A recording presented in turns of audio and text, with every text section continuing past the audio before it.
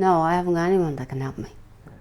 And when you hear a client saying they have no support, whether it be with a simple form that they have to fill out that they need help for, and they've got nobody, a friend, a family member, or anyone that can help them.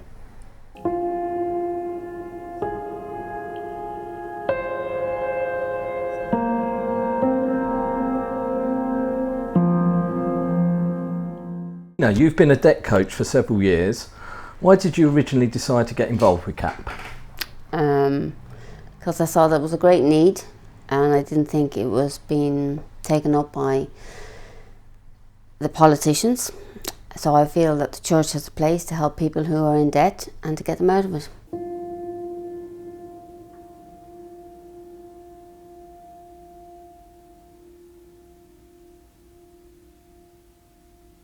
What does a debt coach do? Right, okay, what do? We listen a lot to people, try to figure out where they are and how they got into this trouble in the first place.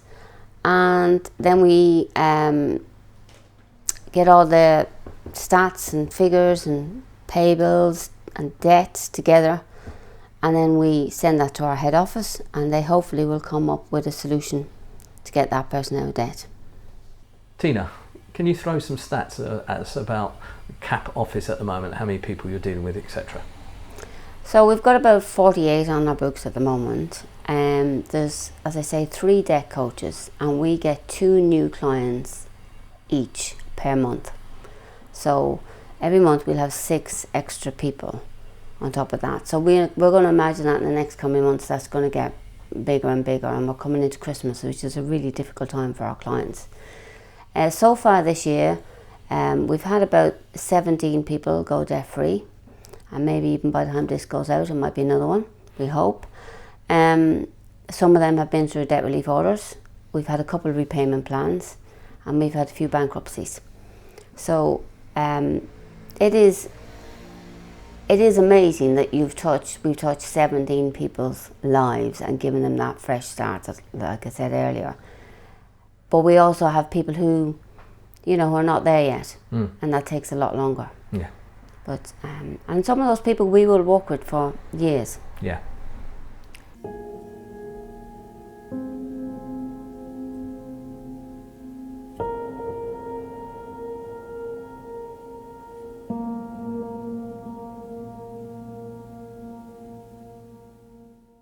And what other support do you try and give your clients in the meantime?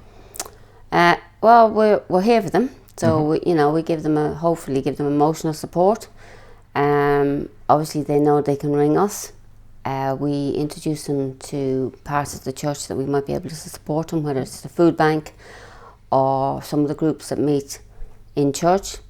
And and we offer them prayer, and sometimes if they need, we can give them vouchers, food vouchers, or perhaps if they're in need of stuff for their home, we can help them with that as well. Great.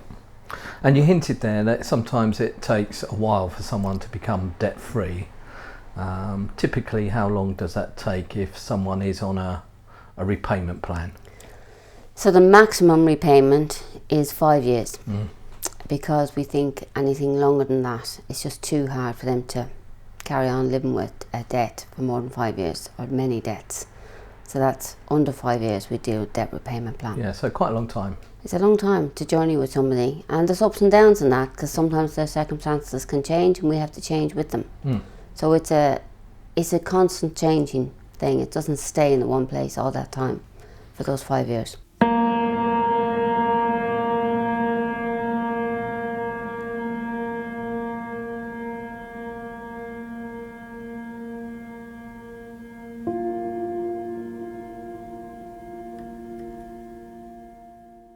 And I know more recently there's less people where that's an option, so they just can't repay it in 5 years. So what other options are available through CAP?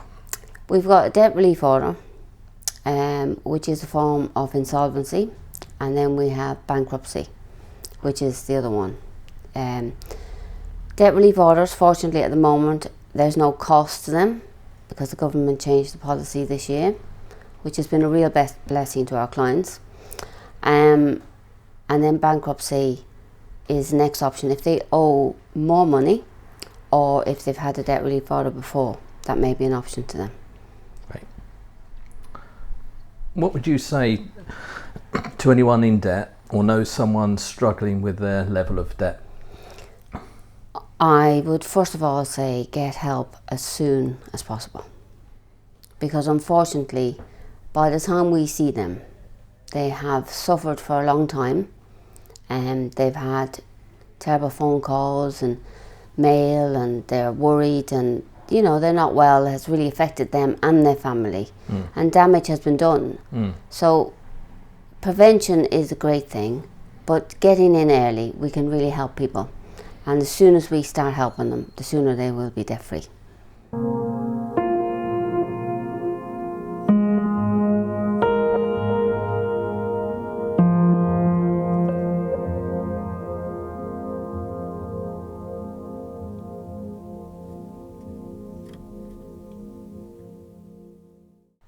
What do you enjoy most about being a debt coach, apart from working with Steve Walker?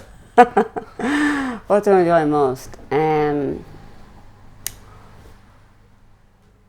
enjoy people.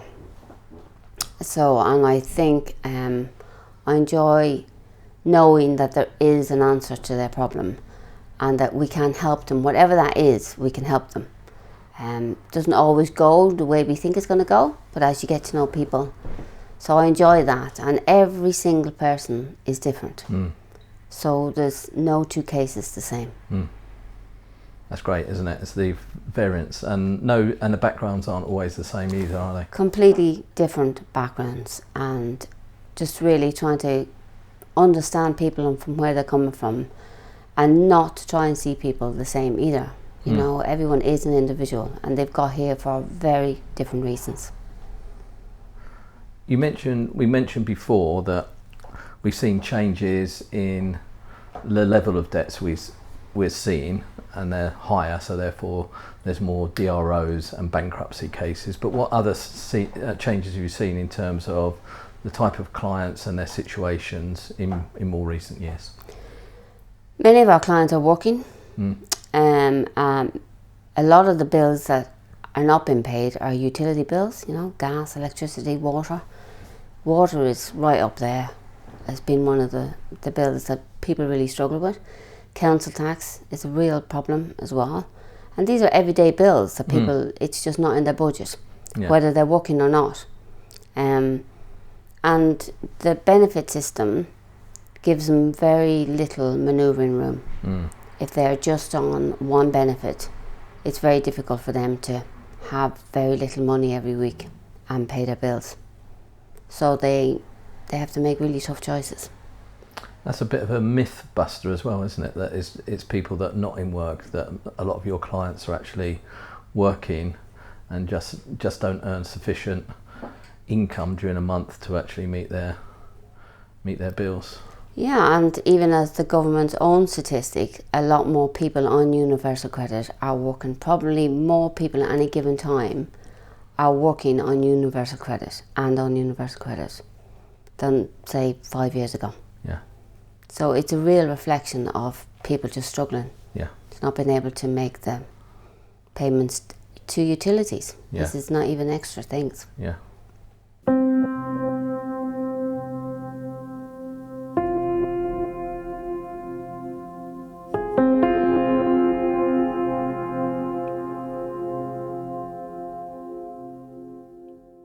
Tina, you're now the debt centre manager. What's your vision for the Brighton office going forward? I think going forward, we'd like the centre to have a reputation for helping people, not just out of debt, bring them in community, help them with their families, have a long-term influence over them and their lives, and ultimately introduce them to Jesus Christ. That's our vision.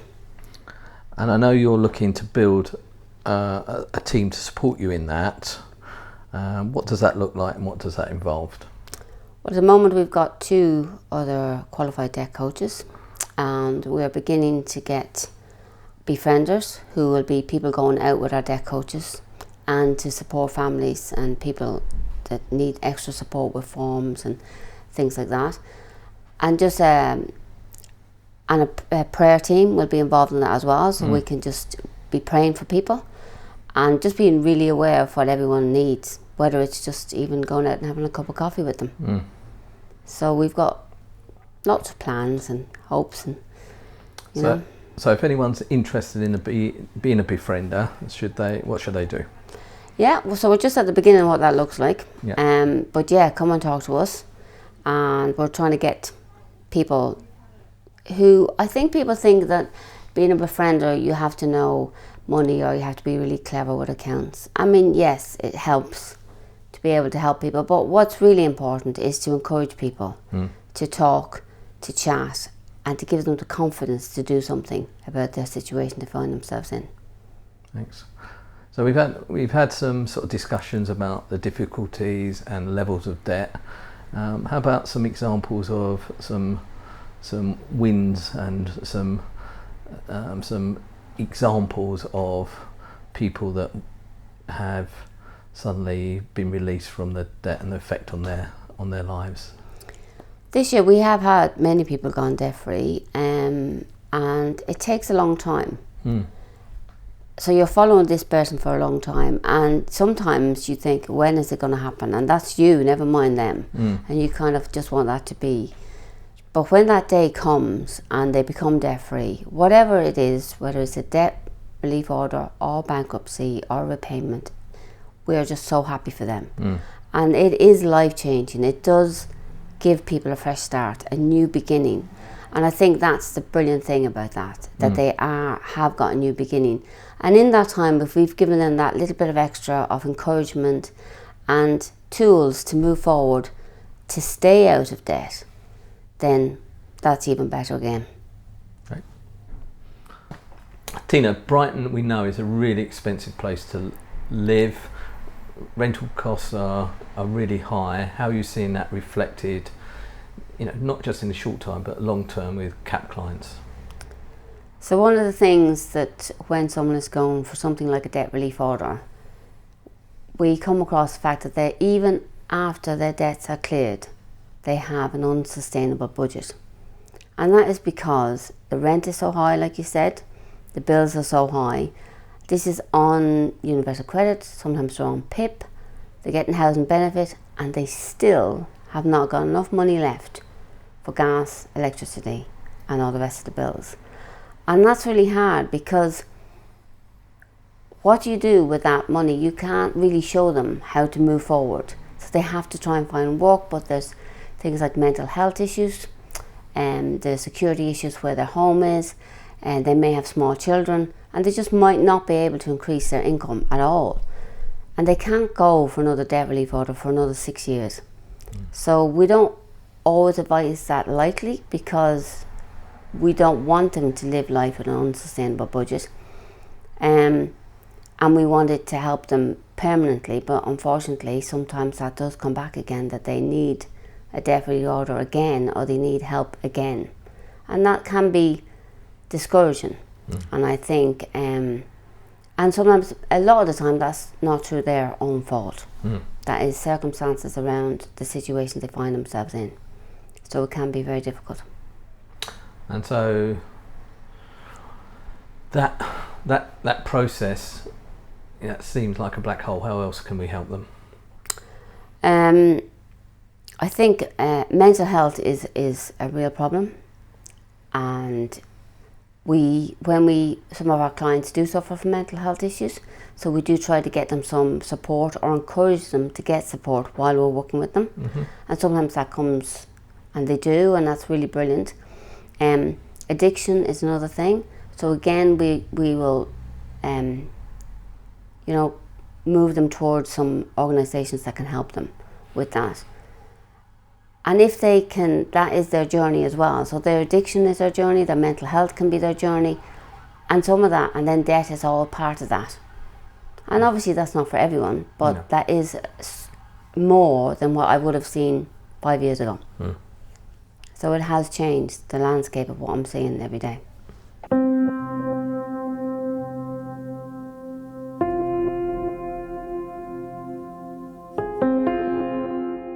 We've had a debt centre here in our church for many, many years. What would you say to the church about carrying on supporting our debt centre? I would say to the church that without their support and their love and their care for people in debt, CAP centres cannot exist. And for all those reasons of just moving forward, we need a church behind us, we need their prayers, we need their love, and we need their support.